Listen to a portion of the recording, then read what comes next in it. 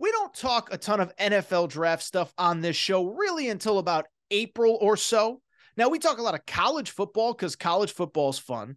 There's obviously an overlap with the NFL draft, college players going pro. So we will ramp up the NFL draft coverage after March Madness in a couple weeks. But right now, it's mostly college basketball. And part of the reason why I don't do a ton of NFL draft stuff this time of year is because, to be blunt, there really isn't anything new or interesting to discuss. Now, just because your favorite writer comes out with a new mock draft every other day, here's the bottom line. This is what you need to know about this moment in time in the NFL draft cycle. For the most part, nothing is happening, okay? All your favorite college football players, they're working out in Vegas or LA or Miami or Arizona. They're getting ready for the combine. When the combine starts, that's when teams have one-on-one interviews with players. From there, we have pro days. From there, we have teams flying into schools and prospects flying into individual cities. But right now, there just isn't that much going on. But of course, just because there's nothing going on doesn't stop, again, the content creators from creating content. And I don't blame anybody. I'm a content creator myself. Every day you need new topics and conversations.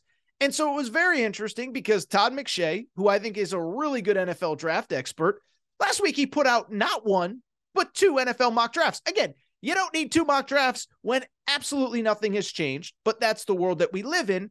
And as part of the news cycle, he puts out the mock drafts. He's really good at what he does. And then he goes on TV and talks about it. So over the weekend, he was talking about one of his mock drafts, and he had something very interesting to say about Bryce Young.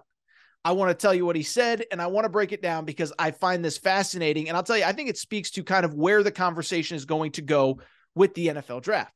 So Todd McShay asked about kind of QB1, if you will, in the NFL draft, and also talking about the situation in one of his mock drafts where he had the Indianapolis Colts, who are not selecting number 1. Remember, the Chicago Bears are selecting number 1. But he has the Indianapolis Colts trading up to get the first pick. And so here is what he said about Bryce Young. Todd McShay said, listen, he's undersized, and I get it.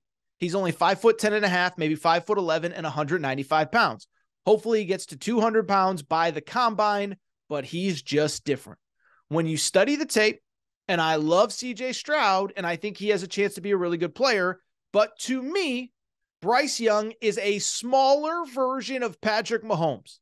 He's so poised in the pocket. He has an understanding of where pressure is coming from. He can carry your football team. So how about that? If you wanted a banger to start your NFL draft coverage, how about we have Todd McShay comparing Bryce Young to one of the all-time great quarterbacks who actually plays nothing like Bryce Young at all. And so I want to start with the comments, and let me start by saying this. Listen, I want to start, I only think it's fair. I don't think Todd McShay said this with the intention of making headlines. Now, listen, there are people in the media that say stuff hoping to create headlines and create interest. Some would accuse me of doing that. I don't believe that is what Todd McShay tried to do in this situation. So I'm not going to sit here and say, oh, Todd McShay just said it to get clicks or get likes or get this or get that. I think Todd McShay was trying to compliment Bryce Young. He was trying to say he was poised in the pocket. But I would also say that in general, and this goes to my NBA draft coverage, my NFL draft coverage, maybe now that I'm a college baseball guy, I'll start paying attention to the MLB draft. I don't love comparing I don't love comparing prospects to literally maybe the greatest player who has ever done it, right? Like that's just something that drives me crazy about this NBA draft stuff, this NFL draft stuff, whatever. You can say Bryce Young is poised without comparing him to Patrick Mahomes. There are a lot of really talented, really poised quarterbacks in the NFL. Trevor Lawrence, who's really talented, went number 1 overall, won 1 playoff game in his career. He's really poised. I think Joe Burrow is pretty poised. I think Kirk Cousins is very poised. So if the argument is that he's poised, you can do it without comparing him to Patrick Mahomes, but I'll take it a step further. I think that's actually a terrible comparison for 2 reasons. One, I don't think of Patrick Mahomes as a poised quarterback. As a matter of fact, I think Patrick Mahomes, his greatest skill is that he is at his best in absolute chaos. Think about last week's Super Bowl. He's playing on one ankle, got a shot at halftime, makes a big play, makes a big run to set up the go-ahead score in chaos. His best plays are when he's running around, when he's throwing on a sidearm angle, when he's breaking tackles, when he's throwing underhand, when he's doing whatever, as I knock over my desk as I'm recording because I'm so fired up. When I think of poise, I don't think of Patrick Mahomes. And when I think of the way Patrick Mahomes plays, I don't think of Bryce Young at all.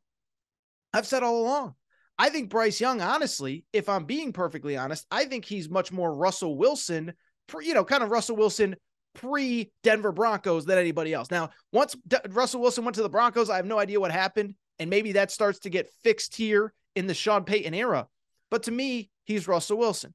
Smaller, poised. See, I think of Russell Wilson when I think of poise. Confident, good leader, all of the things that you would have described Russell Wilson as in Seattle. Not saying he's been perfect in Denver. Maybe it gets figured out, maybe it doesn't. But that's always been the comparison to me. So don't love comparing him to an all-time great, but I really don't love comparing him to an all-time great that doesn't play anything like him. But why I wanted to talk about this is, one, I just want to talk about the quote. I found it fascinating and not good. But by the way, I talk for a living. I say dumb stuff all the time. So I'm not like criticizing Todd McShay. It's just the reality.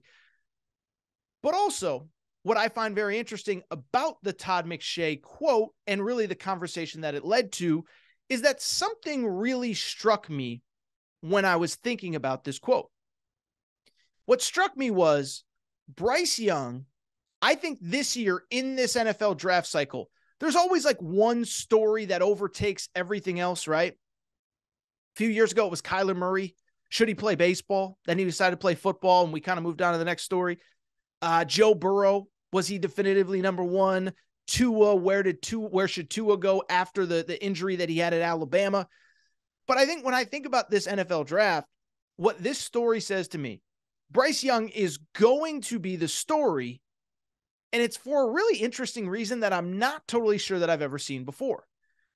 I don't know that right now, somebody that's being truly genuine, not someone that's disingenuous, not somebody that's going for clicks. We all kind of agree that Bryce Young is QB1, right? CJ Stroud, I would argue, never won a meaningful game in his college career. Now, to his credit, CJ Stroud played well in that national semifinal loss to Georgia, but 0-2 against Michigan, 0 Big Ten championships, was great in the playoff, but he never won a game of real magnitude. As a matter of fact, he didn't play well in most of the biggest games. Will Levis, maybe that's another conversation for another day. I love you guys, Kentucky fans. I don't see number one overall pick, although I understand he was playing behind a terrible offensive line. The run game wasn't great. The play calling wasn't great, all that good stuff. Anthony, whatever. The point is, Bryce Young is probably QB1, but there's two interesting twists. Usually when you just have QB1, that's the end of the conversation. Well, QB1 is Trevor Lawrence. Jacksonville's taking him. QB1 is Joe Burrow. Cincinnati's taking him. Here's why the Bryce Young conversation is fascinating this year, though. The team that's picking number one overall doesn't need a quarterback. As a matter of fact, you could argue the only thing the Bears have going for them is that Justin Fields is I think, a pretty good NFL quarterback. And so it becomes interesting at number one because you start to ask the question, what are the Bears going to do? Are they going to keep the pick and try to get help around Justin Fields? Maybe Will Anderson, Bryce Young's teammate at Alabama, the edge rusher. Maybe Jalen Carter from Georgia. Do they trade the pick of number one overall, trade back, get extra draft picks to help Justin Fields? Justin Fields and the Bears need a lot of help. I'm not sure quarterback is in like their top 5 priorities. Need to be better on defense. Need to get Justin Fields some weapons. Need to get Justin Fields a real offensive line in front of him. So do they trade back? But then, of course, there is the scenario where they keep the pick, draft Bryce Young, and trade Justin Fields. So it's going to be fascinating to see how this all plays out. Now, if you're just asking me, and that's not really the point of this segment, I'm keeping Justin Fields and trading the pick. I think Justin Fields is built for Chicago. He's big. He's strong. He's proven that he can make plays with his legs, like by literally becoming the all-time single-season rushing leader for a quarterback in NFL history this year. So I keep Justin Fields. I trade back. Somebody's going to want Bryce Young. And I think that other places that need quarterbacks, whether it's Houston, Indianapolis, probably make more sense for Bryce Young. But it'll be interesting to see what the Bears do at 1, how the draft plays out. And what'll be interesting to see is if everyone does agree that Bryce Young is QB1. I think they do, but there's definitely some questions. This isn't Joe Burrow. This certainly isn't Trevor Lawrence. Bryce Young got injured last year, and he's very small. 5'10". Todd McShay said he is tiny. I've seen him in person once. He's tiny. Now, I'd take him number one if I wasn't the Bears, but it's going to be a question, as is his injury history. Now, I'll say this. I think the injury history stuff is largely overblown. The injury he got against Arkansas this year had nothing to do with his size. It could have happened anywhere. He was stretching for a first down and extended his arm. So this isn't, to me, a situation like Tua, where Tua was continually hurt in his college career. There were other guys, not like a Sam Darnold who was just inconsistent. No, Bryce Young was awesome every time he was on the field. And if I wasn't the Bears, I would take him at number one overall. But this is the story that we are going to have to monitor, and I guarantee we will talk about as the NFL draft process plays out. Now, it's funny. I just kind of showed all my cards. I would not draft Bryce Young overall, number one overall, and trade Justin Fields. But if I was the Colts or if I was the Texans, I would do what I could to move up. Fascinating conversation, interesting conversation, but let's just say this. We can compliment Bryce Young. We can talk about his poise and his talent and his skill and his leadership. Not sure comparing him to Patrick Mahomes is the way to go.